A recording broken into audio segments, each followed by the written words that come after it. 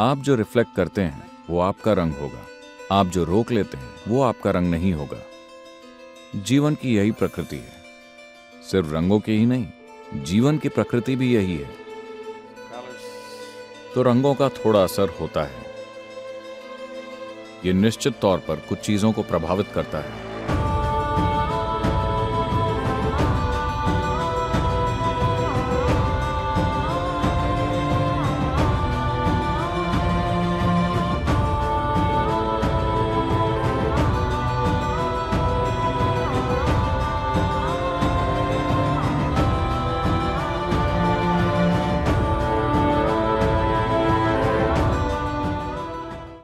तो रंग मनुष्य की चेतना के लिए किस तरह से महत्वपूर्ण है, या किसी भी आध्यात्मिक प्रक्रिया के लिए यह महत्वपूर्ण है, क्योंकि आप जिस रंग को रिफ्लेक्ट करेंगे वो स्वाभाविक रूप से आपके आभा मंडल में शामिल हो जाएगा। संन्यास के मार्ग पर चलने वाले लोग कोई कपड़ा नहीं पहनना चाहते, क्योंकि वो अपने साथ किसी नई चीज को शामिल नहीं करना चाहते। उनके पास जो है वो उस पर काम करना चाहते हैं, कोई भी नई चीज नहीं लेना चाहते। आप अभी जो हैं उसे मिटा पाना ही बड़ी बात है। एक और चीज जोड़ते जाने से स्थिति जटिल हो जाती है, तो वो कुछ नहीं चाहते, वो नंगे घूमते हैं। अगर सामाजिक दृष्टि से नंगा घूमना मुश्किल है तो वो एक लंगोटी बांध लेंगे ताकि कोई सामाजिक दिक्कत ना हो। लेकिन मकसद ये है कि वो और ज्यादा नहीं लेना चाहते। वो जानते हैं कि जो वो हैं वही बहुत है।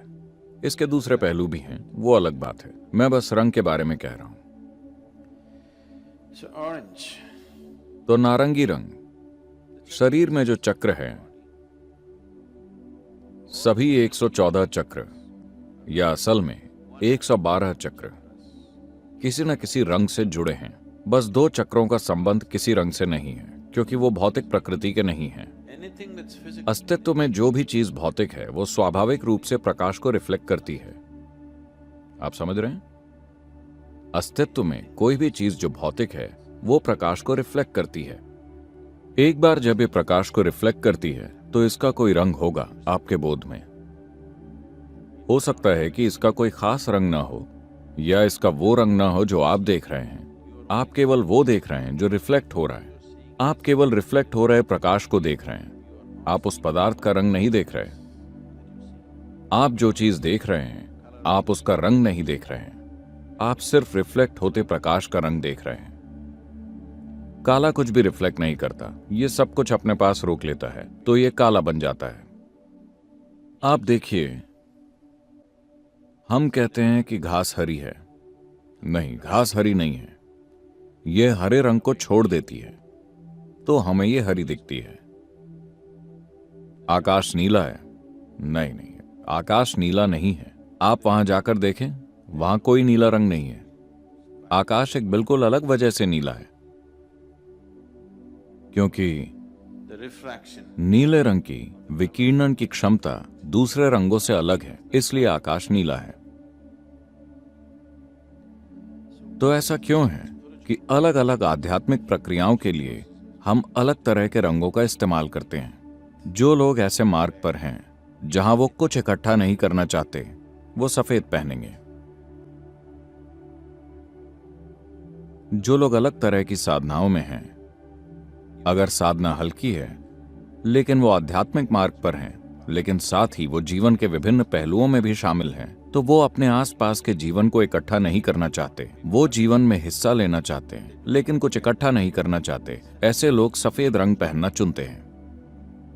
जो लोग ज्यादा तीव्र साधना में हैं, जो शरीर के खास चक्र से जुड़ी है जिसे आज्ञा कहते हैं, ये भौहों के बीच होता है, वो नारंगी रंग पहनेंगे,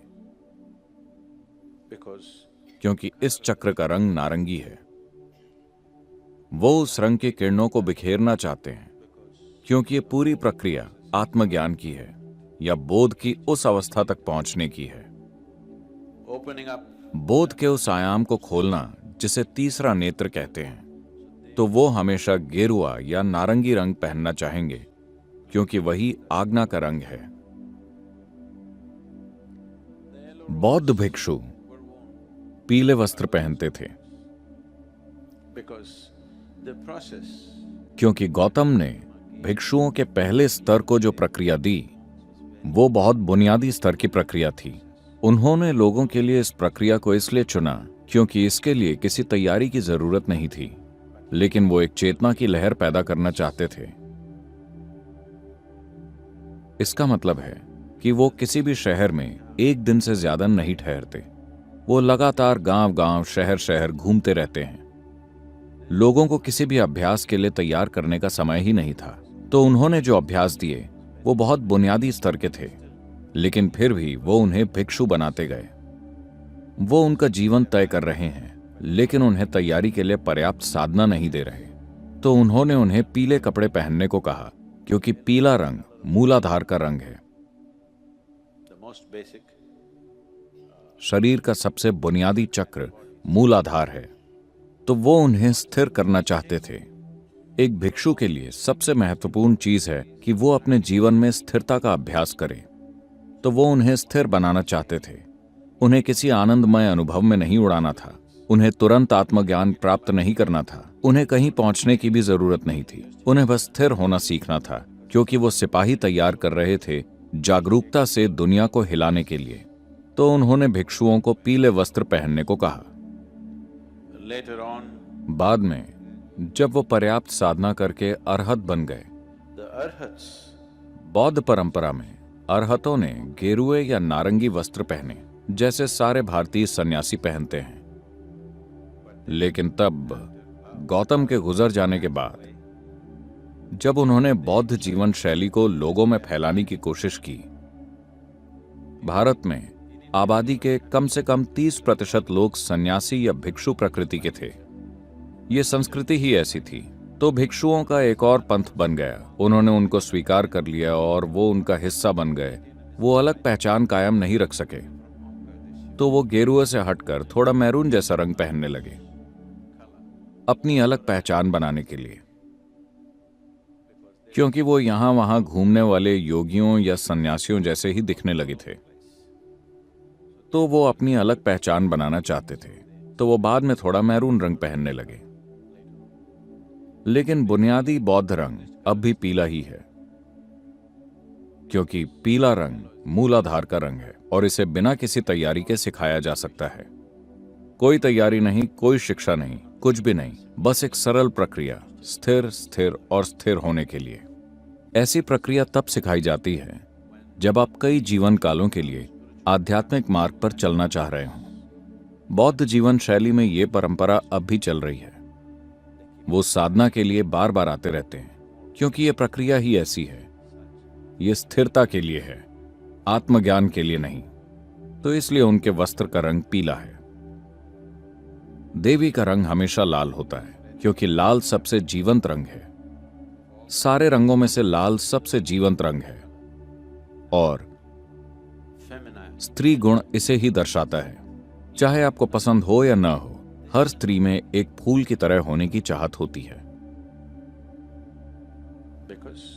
क्योंकि प्रकृति ने उसे यह संभावना दी है। एक स्त्री में एक खास गुण होता है, खिलने का। तो जब हम फूल कहते हैं तो लोगों के मन में सबसे पहले हमेशा लाल रंग आता है। लाल फूल हमेशा असली फूल होता है। दूसरी चीजें अभी रास्ते में हैं। लाल जीवंत है, यह उत्साह का रंग है।